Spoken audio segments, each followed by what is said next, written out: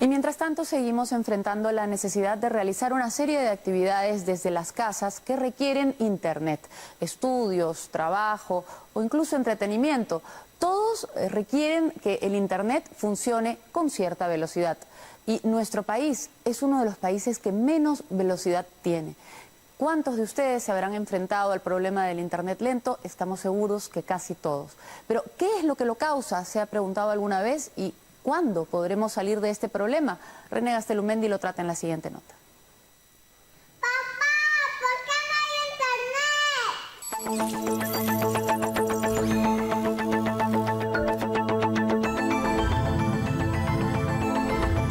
Si a ciertas horas ya era desesperante el servicio de internet, llegó el coronavirus y con él la frustración apareció con toda su potencia, inversamente proporcional a la velocidad.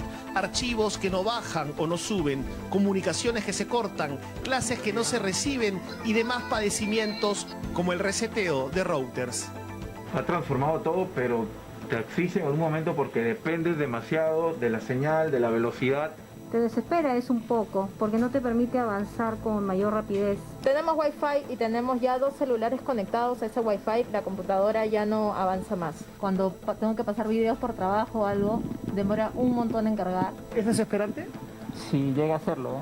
En casa es terrible, ¿no? En casa las llamadas por Zoom se cortan para hacer las tareas de los bebés, es complicadísimo. Realmente estamos entre los últimos países de la región, no solo en educación y salud, sino también en velocidad de internet, tanto fija como móvil. ¿Qué dicen los consumidores organizados en esta lucha? En la banda ancha fija de descarga, ¿qué tenemos?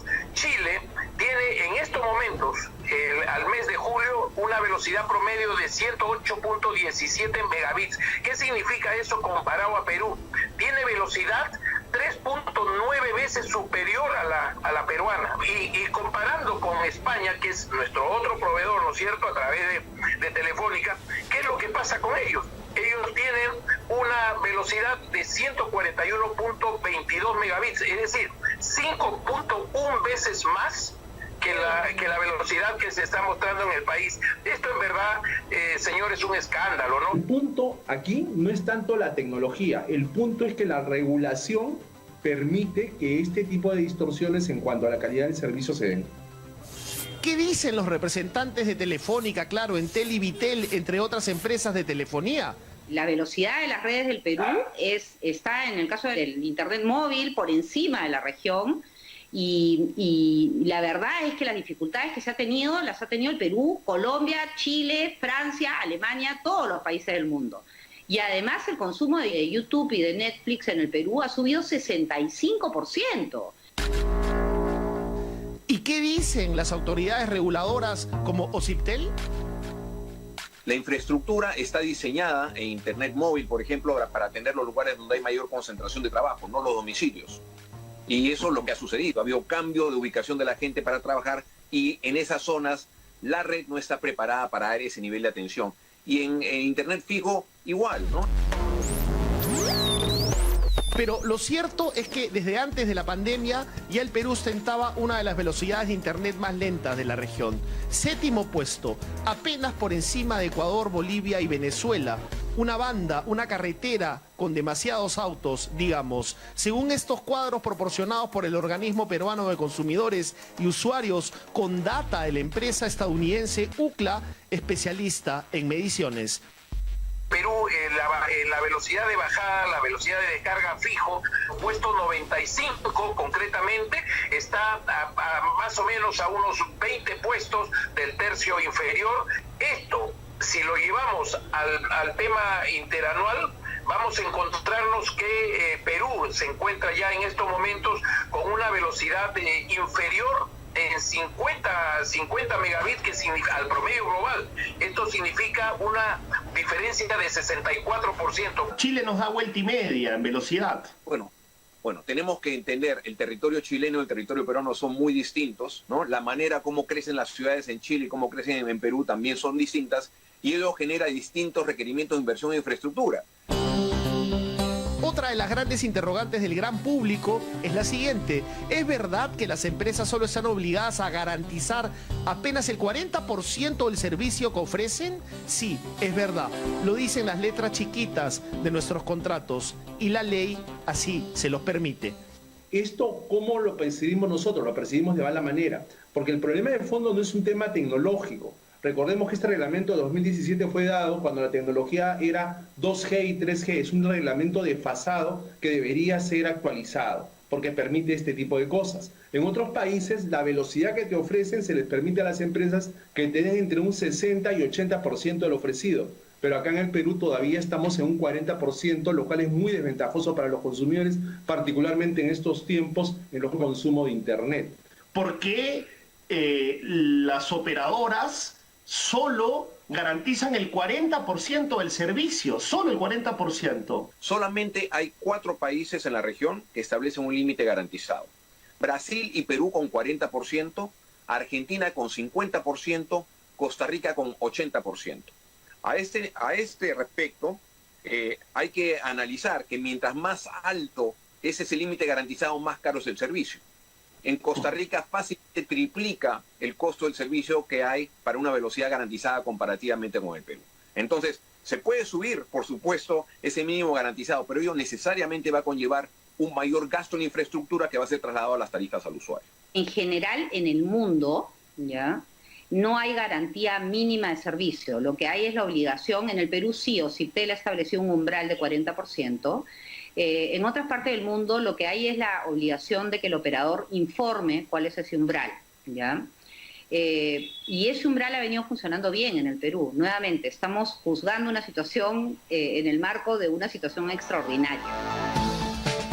Es por esto que en el mercado peruano solo un par de operadores no masivos ofrecen hasta 1000 megabytes por mes, pero este cuesta 700 soles al mes porque tiene que construir su propia infraestructura y emplear la fibra óptica, pero no en todo lugar. ¿Por qué es tan caro tener 1000 megabits de velocidad? Básicamente porque demanda la construcción de una red propia de fibra óptica, con lo cual coberturamos todo el territorio que abastecemos con nuestro producto. O sea, ¿cuál es la diferencia entre ustedes y los operadores que ofrecen la Internet que todos conocemos? Básicamente que es un servicio de Internet doméstico dedicado, con lo cual le ofrecemos una conexión mediante un hilo de fibra óptica a cada unidad inmobiliaria. Si tengo que cumplirte al 90% o al 80%, bueno, no venderé pues planes de cierto tamaño, ¿no? O la otra es que se mantenga la oferta y suban extraordinariamente los precios. O sea, no es negocio. Para que esta velocidad de 1000 megabits por mes pudiese tener mayor alcance para la gente, el propio Ejecutivo planteó una modificación normativa para exigir a las empresas que se eleve el porcentaje de 40% de garantía. Pero Ociptel no dio el visto bueno, lo dice la actual viceministra de Comunicaciones. Nosotros, como Ministerio de Transportes y Comunicaciones, hace meses prepublicamos un proyecto de norma en el Diario Oficial del Peruano en el que proponíamos que subiéramos hasta el 80%. Eso que fue materia de comentarios, digamos, para todos los sectores, lamentablemente recibió la opinión en contraria del regulador, sosteniendo de que había un problema de competencias y que este tema le correspondía a ellos. O sea, Ociptel se opuso. Sí, en el entendido que ellos lo iban a normar, pero no ha emitido hasta la fecha esa norma, ¿no? ¿Y nosotros al medio? Bueno, si quiere verlo de esa manera, sí. Pero increíblemente Ociptel le devuelve el golpe, digamos, poniendo el dedo en otra llaga. El decreto de urgencia 035, diseñado para la pandemia, le ha quitado herramientas sancionadoras al organismo regulador. Este decreto de urgencia 035 exonera a las empresas de cumplir con ese mínimo garantizado, con la calidad según el reglamento de Ociptel. Entonces el Ociptel no podrá sancionar durante el periodo de emergencia a las empresas por incumplir con esos límites de calidad. O sea, están atados de manos ustedes en este momento por el decreto 035. En ese decreto de urgencia 035 se nos quita la discrecionalidad que deberíamos tener para determinar si existe una razón válida para sancionar a una empresa por no llegar a ese límite de calidad o de velocidad. Están atados de manos, señor Muente, en Ociptel. De esa perspectiva, sin duda, ¿no? Estamos atados de manos en una circunstancia temporal durante la emergencia. Más allá de la gran conversación que operadores privados tendrán que tener con el Estado para salir de esta situación y mejorar nuestra infraestructura, hay un factor paradojal: las antenas, tan necesarias para que esto cambie. Tienen mala fama. En muchos casos la gente se opone a ellas con furia, pero al mismo tiempo piden mayor eficiencia en el servicio. Nos hacen falta 30.000 antenas más en todo el país y hay 5 millones de peruanos sin internet.